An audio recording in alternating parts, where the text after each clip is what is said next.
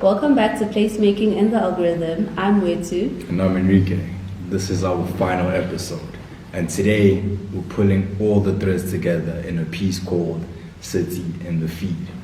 Firstly, we'd like to recap what we've seen with the thematic frame.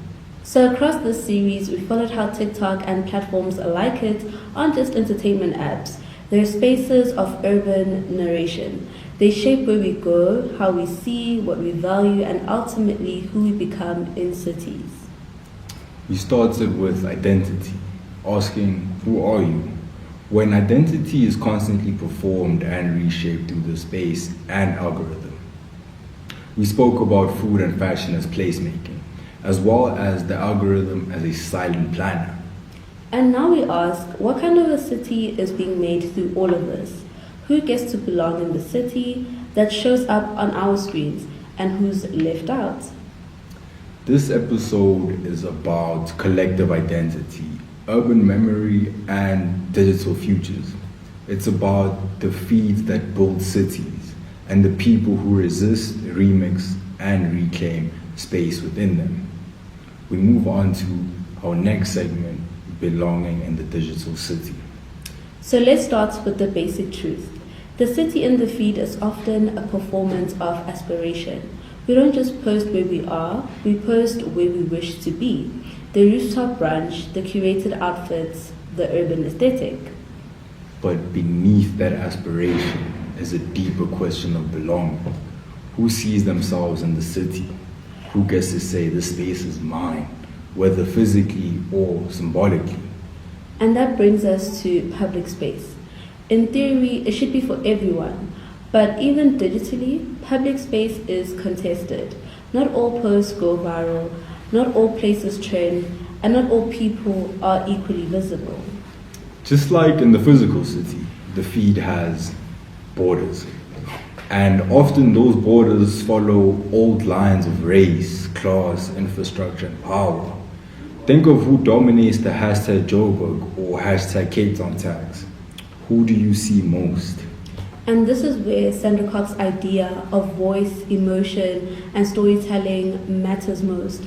If planners ignore digital storytelling, they're missing the way people express belonging, memory, and home, especially marginalized groups. You come into the townships with your camera crew, your raw aesthetics, and you film your little ad or your little dance or gritty reel. But the moment it comes time to invest in the streets that made that look, you're gone. Ladies and gentlemen, we love the texture of poverty, but not the people inside it. And it's not just the white elites, it's black celebrities as well, who wear the township like a fashion trend, but won't fix a school, build a park, or stay 5 minutes after the sun has gone down.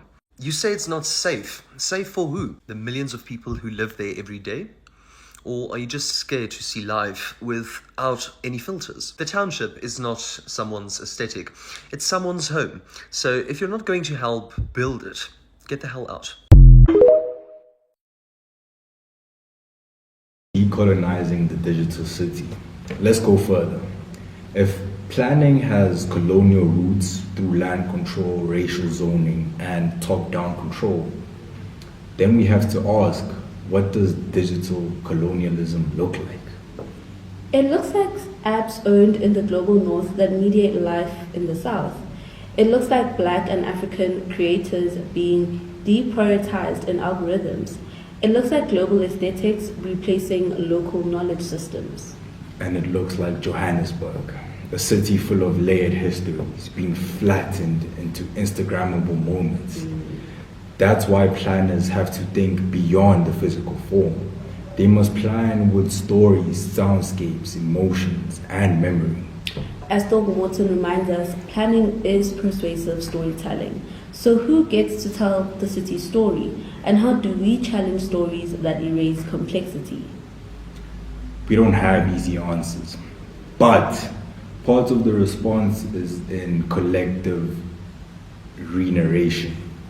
Building alternative archives of space, using digital tools to remember, reclaim, reframe.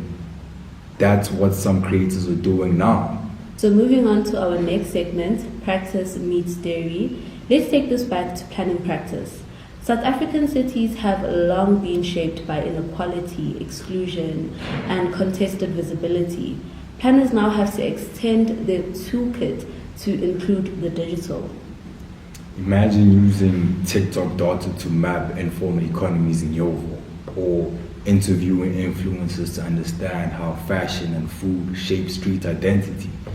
That's not soft, it's essential.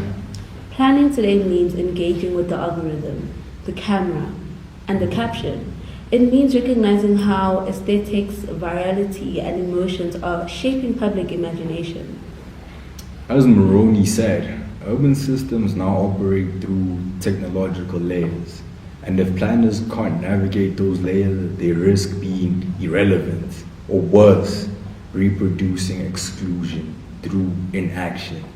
So what does a digitally literate planner look like? Someone who listens, maps effects, collaborates with creators, and asks, what is this platform telling me about the city that I'm not seeing? Final reflection. Who are we becoming? We began this podcast with the question, who are you? And now we want to reframe it. Who are you becoming? As digital citizens, urban dwellers, and narrators of the city. The algorithm doesn't have to be the enemy, but it does have to be questioned. Just like planning, just like power, because only when we question, we can begin to reimagine.